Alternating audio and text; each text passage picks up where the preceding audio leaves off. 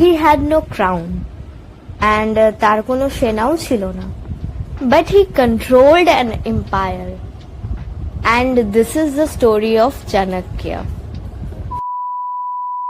Born as Kautilya, উনি ছিলেন একজন brilliant teacher and strategist, but একটা অপমান চেঞ্জড এভরিথিং।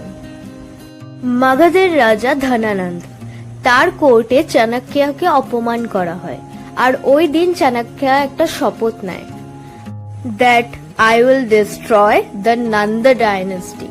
বাট একটা এম্পায়ার ভাঙতে হলে একজন রাজাকে প্রয়োজন হয়, and then he found him, a young boy, Chandragupta Maurya.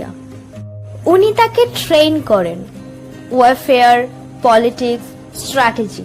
He didn't just teach him how to fight, he taught him how to rule.